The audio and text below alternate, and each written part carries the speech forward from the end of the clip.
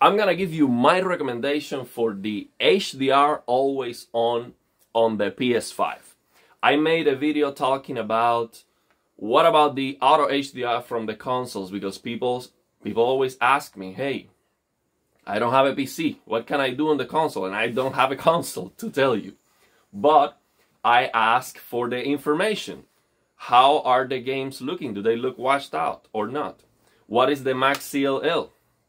And I got that information. Actually, Gaming Tech replied on that video, and he told me that the max CLL was 250. And then later he made a video comparing the auto HDR from the Xbox and the HDR always on from the PS5. And he explained everything. So now with that information, I want to give you my recommendation. This is just something you can try. It is not going to be ideal, because 250 nits max CLL is very low, but we do the best we can. So with this LG OLEDs, we can have dynamic tone mapping to push that brightness, but I'm going to also recommend you to try this white stabilizer. This setting we never use it, but basically what this does, reducing this white stabilizer from 10 to 0, is going to clip more. So it's gonna push more the whites, basically. So it might look brighter for the highlights. It might have some downsides, so I will need to explore that more. But I think it might look better. Just give it a try. Lower it from 10 to 0. And also I'm going to recommend you dynamic tone mapping and lower this mastering peak max CLL to 400. Why? Because this is the minimum value that we have. So basically what this does is that if the max CLL of the content was 400, you get the maximum peak brightness of the TV. But the thing with dynamic tone mapping, and dynamic tone mapping work with this. So if I open a clipping pattern, an HDR clipping pattern, and I change these options, the clipping point is going to change accordingly. So at 400, it's going to clip. So what clipping means is that the white, so let's say you have a pattern that is flashing. You know, you have these squares that are flashing. After 400, it's going to be white. Okay? So if you change it to 540, then after 540, it's going to be white. See, it's changing the point where it is clipping.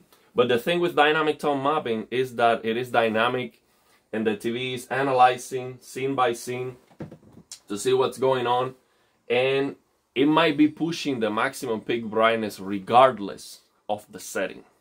But I want to explore that on a separate video to see if there is any difference in real content when using dynamic tone mapping, if there is any difference from this 400 to 4000, which is the default value.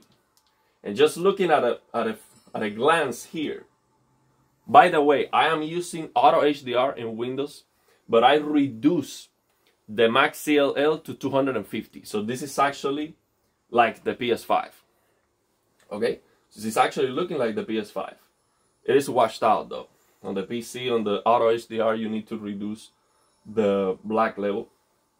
But aside from that, it is pushing that same brightness. So right now, if I change from 4000 to 400, I don't really see any difference. Let me see. I hit the wrong button. I don't really see any difference, but that's very, very tough to appreciate. So it might not make any difference whatsoever. But it's not going to hurt. It's not going to hurt either, because the max CLL is 250. So I don't see any difference when doing this. But give it a try. It's not going to look worse for sure. And it's the minimum value we have available. Now the white stabilizer does look different. If I change it to 10, it does make a difference. So the white stabilizer, it is pushing those highlights harder. For sure. For sure. This one does make a difference. So give it a try.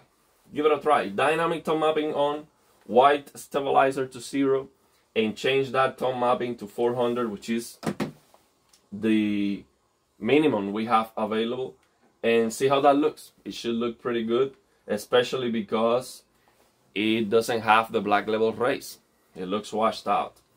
And I think that, you know, Sony should definitely implement an auto HDR option that uses the system level calibration, so you can get a better HDR.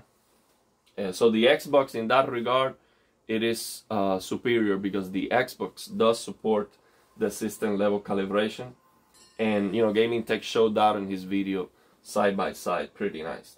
So yeah, let me know if you have any questions. Also, would I recommend this instead of HLG? Yes, because of the colors. So the HDR with HLG is gonna be better in terms of the peak brightness, and the contrast of the image is gonna look better. But the colors are wild. The colors are wild. So HLG, forcing HLG over SDR, I still recommend it on the Xbox if the game doesn't support auto HDR from the Xbox, because you would need to play on SDR, and no, absolutely, HLG is gonna look better than SDR for sure, unless the colors look so wrong to you that it is just disgusting, and that might be the case, okay? But for me, I would still use HLG for all those games on the Xbox that don't support native HDR and don't support auto HDR. So yeah, give it a try. I know that Kina on the PS5 doesn't support the native HDR, and you can use the HDR always on, and I absolutely recommend it. This is probably one of my favorite games ever. Top 10 for sure, no question about that. But you see, the auto HDR on Windows 11 looks washed out. It looks terrible. I mean, not terrible, but it's definitely washed out. So this is what we have to do. Screen brightness 46. Now it looks great. It looks great. And if we open on the game, if we open the calibration, let's open. Oh, I am using a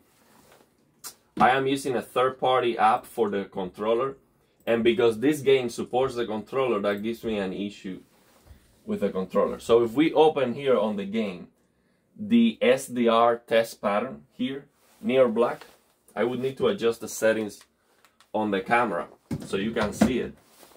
Even lowering the black level. This is on the PC, not on the PS5, because the PC auto HDR has the black level rays. You see that this test pattern is visible. Yeah, you can see it on the video. See? So even lowering the black level, the test pattern is visible. So let me know if you have any questions.